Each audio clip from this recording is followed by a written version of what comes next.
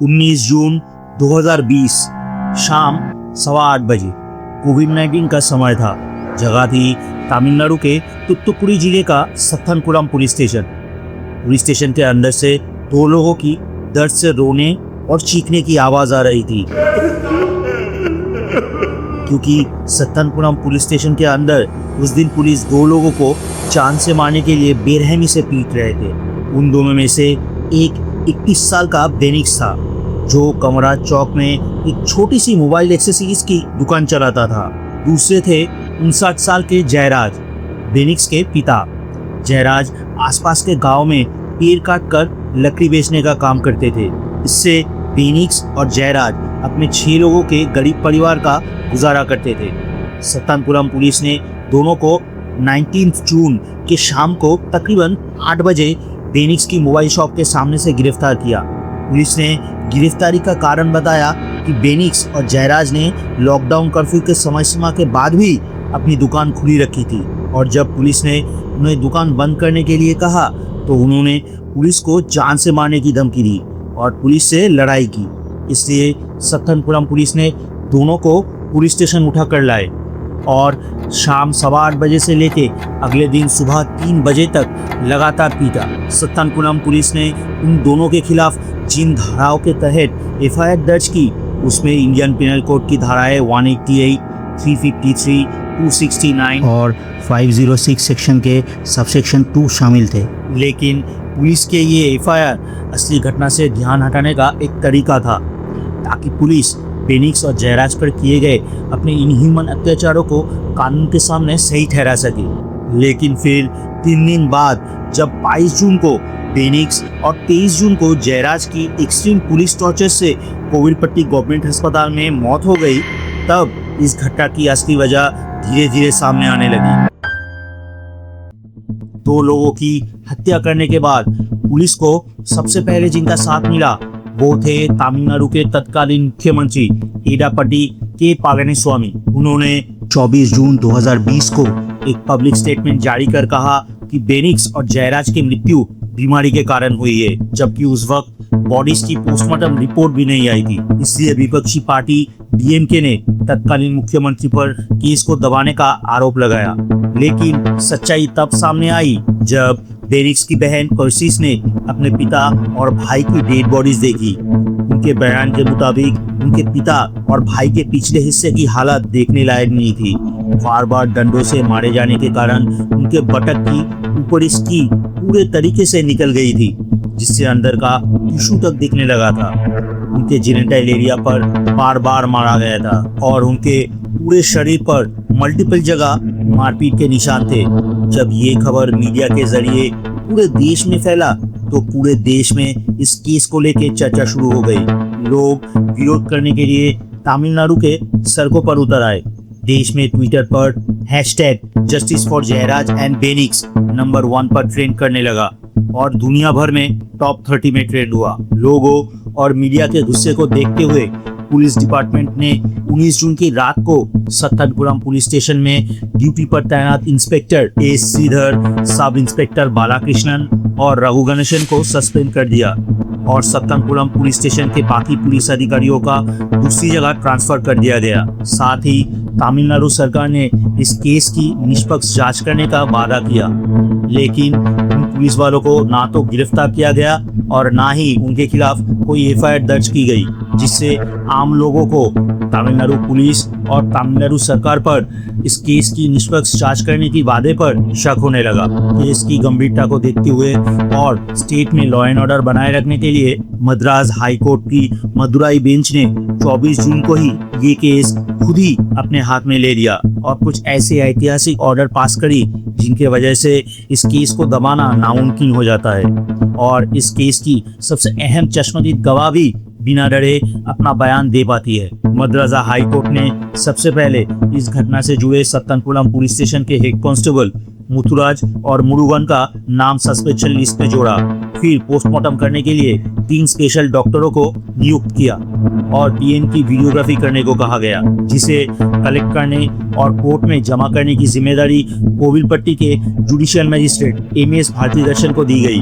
और साथ ही judicial magistrate को खुद सत्तनकुलम पुलिस स्टेशन जाकर सारे सबूत और उसके तस्वीरें इकट्ठा करने का आदेश दिया। लेकिन जब जुडिशियल मजिस्ट्रेट अपनी जांच करने के लिए सत्तनकुलम पुलिस स्टेशन गए तो पुलिस वालों ने इन्वेस्टिगेशन में हर तरह का असहयोग दिखाया। सत्तनकुलम पुलिस स्टेशन के कांस्टेबल महाराजन ने सभी सीनियर पुलिस ऑफिसर्स के सामने धमकाते हुए जुडिशियल मजिस्ट्रेट से कहा कि जांच करके वो कुछ नहीं कर सकते, जो कोर्ट के ऑर्डर का अवहेलना था। लेकिन मजिस्ट्रेट बिना डरे अपना काम करते रहे और उन्हें 2 चश्मदीद गवाह मिले जो घटना वाले रात सत्तनकुलम पुलिस स्टेशन में मौजूद थे और उन्होंने उस रात जो कुछ भी हुआ वो सब कुछ अपने आंखों से देखा था। वे थे सत्तनकुलम पुलिस स्टेशन के हेड कांस्टेबल मिस बुला और मिस रेवती। मिस रेवती शुरू में अपने सीनियर्स के खिलाफ बयान देने से डर रही थी, लेकिन बाद में जब मद्रासा हाईकोर्ट ने उन्हें सुरक्षा दी तो रेवती अपना बयान देने के लिए तैयार हो गई। घटना वाले रात से ठीक पहले जयराज की लकड़ी की दुकान के सामने पुलिस और कुछ लोगों के बीच एक झगड़ा हुआ था। उन लोगों में जयराज भी मौजूद थे, लेकिन जयराज को तब ये नहीं पता था कि ये घटना उनके लिए खतरे की शुरुआत थी। घटना वाली रात यानी 19 जून को हेड कांस्टेबल मुरुगन और सब इंस्पेक्टर बालाकृष्णन बेनिक्स की दुकान के सामने पेट्रोलिंग कर रहे थे, इसलिए वो दुकान में आए और कोविड-19 प्रोटोकॉल के मुताबिक बेनिक्स की दुकान सहित आसपास के सभी दुकानों को रात 8 बजे तक बंद करने को कहा। अब इस बात को लेके एक बार फिर जयराज की पुलिस से कुछ बहस हुई। फिर जयराज ने कहा कि बेनिक्स दुकान में नहीं है, वो जल्द ही आ जाएगा और दुकान बंद कर देगा।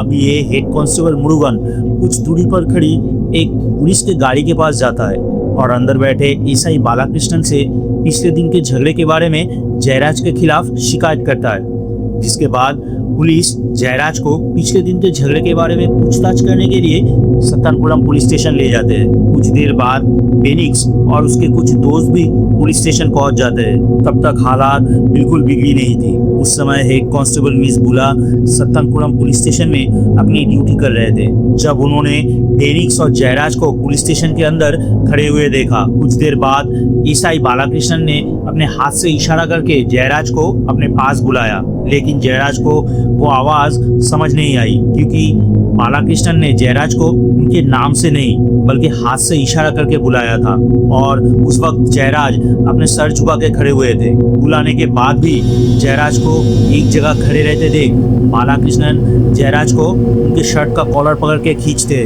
बेनिक्स अपने बुजुर्ग पिता को बिना किसी गलती के ऐसे बेइज्जत होते देख अपने आप को रोक नहीं पाया। बेनिक्स तुरंत अपने पिता को बालाकृष्णन के हाथ से छुड़ाने के लिए अपनी तरफ खींचा और एक बुजुर्ग आदमी के साथ इस तरह के बुरे बर्ताव के लिए पुलिस के खिलाफ आवाज उठाया। बेनिक्स का पुलिस स्टेशन के अंदर पुलिस के खिलाफ आवाज उठाना पुलिस को अपनी बेइज्जती लगी। इसके बाद पूरी सिचुएशन कंट्रोल से बाहर हो गई। पुलिस ने पहले दोनों को अरेस्ट किया और पुलिस स्टेशन को बाहर से लॉक कर दिया। पुलिस स्टेशन के बाहर के लाइटें भी बंद कर दी गई। फिर दोनों को पुलिस स्टेशन के पहले मंजिल पर ले जाकर पीटने लगे। जब एक कांस्टेबल मिस रेवती रात 8:30 बजे ड्यूटी पर आई तब तक पुलिस उन्हें पीटना शुरू कर दिया था, लेकिन आगे की पुलिस की हैवानियत रेवती ने अपनी आंखों से देखा। रेवती ने कहा कि बेनिक्स रोते हुए बार बार पुलिस से रिक्वेस्ट कर रहा था, ऐसी गलती दोबारा नहीं होगी, प्लीज हमें जाने दो। लेकिन पुलिस उन पर कोई दया नहीं दिखाया। पहले पुलिस उन दोनों की लुंगी यानी कमर के नीचे पहने जाने वाला कपड़ा उतारा, फिर डंडों से लगातार उनके बम पर मारने लगे और वे उन्हें तब तक पीटते रहे जब तक उनके बम से खून नहीं निकलने लगा। लेकिन इसके बाद भी पुलिस संतुष्ट नहीं हुई। पुलिस ने दोनों को सेक्सुअली एक्सप्लॉइट किया। जबरदस्ती डंडा उनके रेक्टम में डाल दिया गया, जिस वजह से उनके रेक्टम से पानी के पाइप से पानी निकलने की तरह खून निकलने लगा। पूरा पुलिस स्टेशन खून के धब्बों से भर गया था। उस खून के धब्बों को पुलिस ने उन दोनों से ही साफ करवाया। मिस रेवती अपने बयान में ये भी पॉइंट आउट किया कि एसआई रघु गणेश देर रात पुलिस स्टेशन आते ही पुलिस की टॉर्चर और भी बढ़ गई थी। एसआई रघु गणेश पूरी रात पुलिस स्टेशन में शराब पीते रहे। और दूसरे पुलिस अधिकारियों को उन दोनों को और हिंसक तरीके से पीटने के लिए उस्काया। पुलिस ने कुछ ग्रुप्स बनाए थे दोनों को सारी रात पीटने के लिए। जब भी एक ग्रुप उन्हें पीटते पीटते थक जाता था तो दूसरा ग्रुप दोनों को पीटता था, और जब भी उनके दर्द भरी चीखें सुनाई नहीं देती या फिर कम हो जाती थी तो एक पुलिस वाला चिल्ला के इन दोनों को और जोर से मारने के लिए कहता था। दोनों के बेहोश होने के बाद भी ये अमानवीय अत्याचार 7 घंटे तक चला। इस बीच रात 10 बजे पुलिस ने जयराज और बेनिक्स के खिलाफ झूठे एफआईआर दर्ज करी ताकि कानून के आड़ में वो अपने गुनाह को छुपा सके। बेनिक्स के दोस्त और उसके वकील मणिमरन ने बताया कि बेनिक्स और जयराज को कुल 6 लुंगी बदलने पड़े थे क्योंकि उनके रेक्टम से लगातार खून बह रहे थे। अगले दिन सुबह दोनों को सत्तनपुरा मजिस्ट्रेट के सामने ले जाया गया, लेकिन कोविड-19 का बहाना बनाकर सत्तनपुरा मजिस्ट्रेट ने उन्हें दूर से ही देखा और उनके फिजिकल कंडीशन को पर्सनली चेक किए बिना ही दोनों को सब जेल में भेज दिया गया। दोनों के मौत से पहले उन्हें कोविलपट्टी सब जेल में जुडिशियल कस्टडी में रखा गया था। हेड कांस्टेबल मिस रेवती के इस बयान के बाद जुडिशियल मजिस्ट्रेट ने पुलिस स्टेशन से खून से सने पुलिस के डंडे, पुलिस स्टेशन के वॉल्स और टॉयलेट पर जयराज और बेनिक्स के खून के धब्बों का डीएनए सैंपल रिपोर्ट और सबसे जरूरी उस रात के सीसीटीवी फुटेज जिसको डिलीट कर दिया गया था उसे कोर्ट में जमा किया। सीबीसीआईडी यानी crime branch of criminal investigation department ने 1 जुलाई को एसआई रघु गणेश और 2 जुलाई को inspector S Shridhar, sub inspector के Balakrishnan, head constable S Murugan और कांस्टेबल ए मुथुराजा समेत कुल 10 लोगों को गिरफ्तार किया। उसके बाद इस केस को सीबीआई को ट्रांसफर कर दिया गया, लेकिन इस मामले की ज़्यादातर जांच कोविलपट्टी के जुडिशियल मजिस्ट्रेट एमएस भारतीदर्शन ने पहले ही पूरी कर ली थी। सीबीआई ने 26 सितंबर 2020 को कोर्ट में अपनी चार्जशीट पेश की और आखिर में 6 साल बाद 6 अप्रैल 2026 को मदुराई के first additional district and session court के जज जे मुथुकुमारन ने इस केस को रेयरेस्ट ऑफ रेयर केस बताते हुए 9 पुलिस वालों को मौत की सजा सुनाई। उनमें से एक स्पेशल सब इंस्पेक्टर पी पॉलदुराई की अगस्त 2020 में जुडिशियल कस्टडी में कोविड-19 से मौत हो गई थी। साथ ही अदालत ने गुनहगारों को सामूहिक रूप से 1.4 करोड़ का मुआवजा मृतक के परिवार को देने का आदेश दिया। लेकिन इतने जघन्य अपराध करने के बाद भी इन 9 पुलिस वालों को अपने गलती का एहसास नहीं था, जो इस केस में सबसे परेशान करने वाली बात थी। ओएसिस ने अपने एक इंटरव्यू में कहा कि पूरे ट्रायल के दौरान उनकी बॉडी लैंग्वेज कोर्ट के अंदर ऐसी थी जैसे वे पिकनिक मनाने के लिए आए हैं। कोर्ट के फैसले के बाद भी उनके चेहरे पर मुस्कान थी, जैसे कोर्ट ने ही फैसला देकर गलती की हो। इसके बाद वे निश्चित रूप से लोअर कोर्ट के इस फैसले को हायर कोर्ट में चैलेंज करेंगे। लेकिन सवाल यह है कि क्या इस एक केस में मौत की सजा के फैसले से भारत में कस्टोडियल डेथ पूरी तरह रुक जाएगी? पिछले 4 सालों में सिर्फ तमिलनाडु में ही 25 कस्टोडियल डेथ हुई है। इन अनलॉफुल टॉर्चर को रोकने के लिए हमें अपनी सोच में बदलाव की जरूरत है, खासकर उन कुछ लोगों की जो समाज में लॉ एंड ऑर्डर बनाए रखने के लिए जिम्मेदार है, लेकिन वो खुद को ही लॉ एंड ऑर्डर समझते हैं। इसलिए इस सोच को बदलने के लिए इंडिया में एंटी टॉर्चर लॉ की जरूरत है।